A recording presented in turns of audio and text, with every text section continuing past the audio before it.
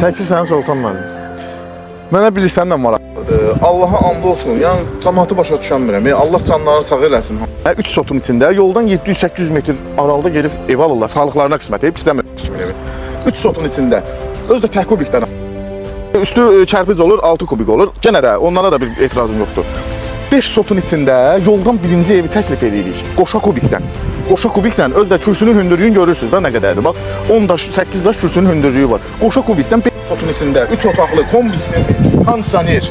Yəni bir şey ki marşrutla 8 nömrə ilə 8A yox ha, 8 nömrə ilə 30 metr məsafəsi var. 8 nömrə 30 metrdən artıq evə girib girsəz deyin ki, qardaş, bu nədir? Bəs 30 metr dedim, mən 50 metr getdim. 30 metr məsafədə sizə 5 sotun içində 3 otaqlı həyat evi təklif edeyim, mənim əzizlərim. 75.000 manata. Bu da son deyil, indirim var. Sotu buralarda bilirsiniz, da 7.000, 8.000-dir. 6.000-ə tapanmırıq. 5 sotu hesablayanda Allah'ın da olsun 40.000 pul edirik. 75.000-lər nə istəyirsiniz da? Mənim gözəl qardaşlarım, bacılarım, keçin evlə yaxından tanış olun, ətraflı məlumatı verəcəm sizə.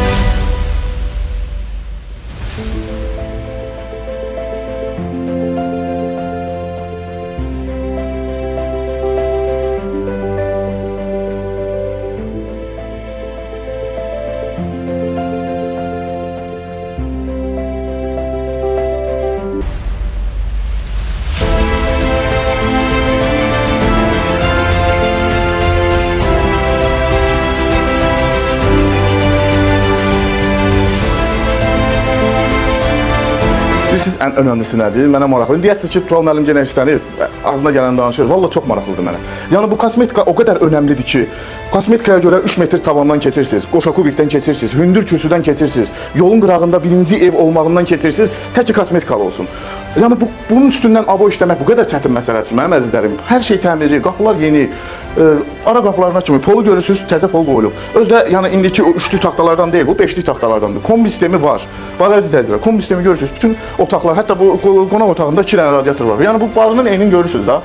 Zəhmət olmasa Sultan, bax barının enini görürsünüz. Vaxt var idi biz ancaq buna önəm verirdik. Bax ancaq buna önəm verirdik ki, ev qoşa kubikdən olsun. Yəni bugünkü günü qoşa kubikdən bir ev, yoldan birinci ev, Mingəçevir şəhər Günəşli qəsəbəsində Nəsimi parkı ilə üz-üzə 75.000 manata qoyub gedib yolun axırından Allah'ın olsun 3 otaqlı, kosmetika, çərpizdə olan bir evi alır, özü də 3 sotun içində deyirlər, yox, bizə bu maraqlıdır. Əziz izləyicilər, yəni bu şansı əldən buraxmayın, vallahi billahi uduzmazsınız. Özümə məsləhət gördüyüm kimi, qardaşıma məsləhət gördüyüm kimi sizə məsləhət görürəm. Alın, peşman olmazsınız. Yoldan birinci evdir, 75.000-ə deyir, endirimdə olacaq. Diqqətiniz üçün çox sağ olun.